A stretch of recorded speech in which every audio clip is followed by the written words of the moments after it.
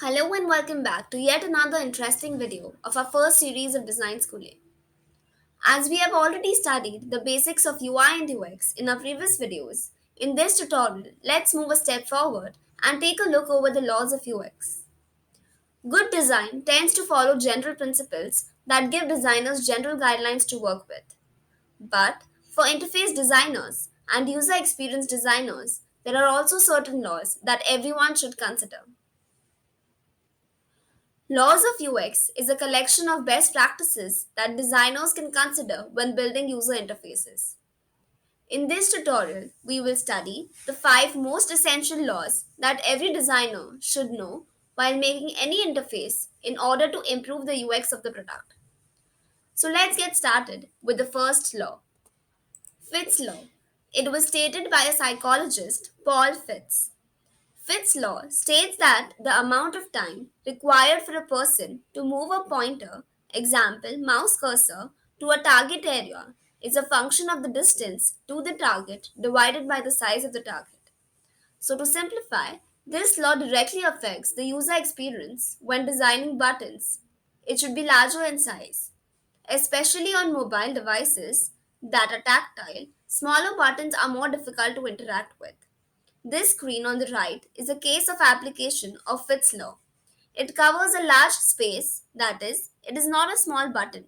So, the probability of hit and click on the button is high. The next law is Hicks' law. Hicks' law or the Hick-Heman law states that the more stimuli or choices users face, the longer it will take them to make a decision. So, to simplify, the time it takes to make a decision increases as the number of options increases. The decision making time increases if the user has a lot of options as he or she tries to attempt all possible options and then choose the best one. According to you, what is better? A single form with 20 options to complete or a step by step form with 4 stages and 4 options per stage? Of course, it might depend on situations, but Hicks' law tells us that the second option is the better one. Airbnb is a practical example of using Hicks' law. It directly asks you where you want to go and then they ask you when and how. So, by this, Airbnb decided to divide the process and make its UX more easy. The next law is coined by Jacob Nielsen and is called as the Jacob's Law.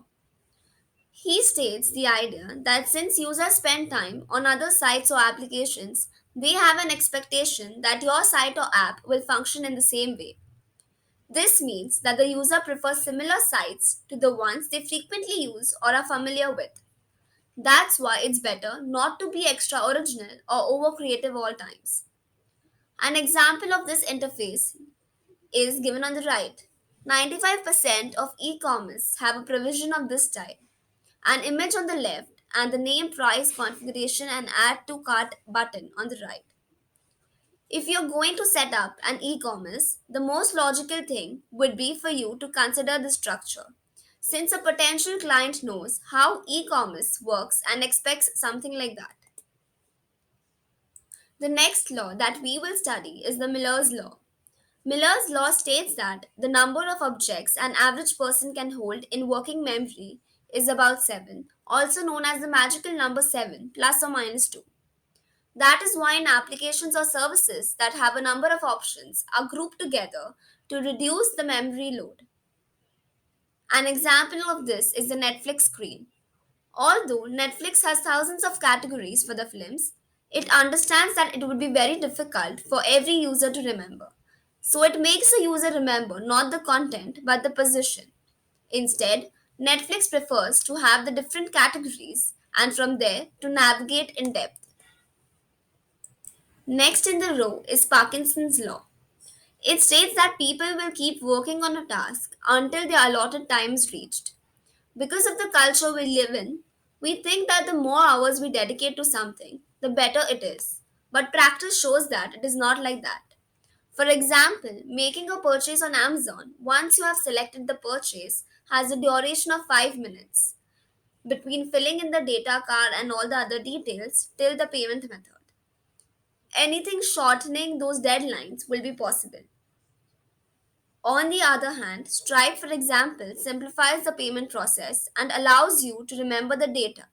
So, in subsequent sales, the time of purchase will be greatly reduced, which will make the user happy and hence providing a good UX.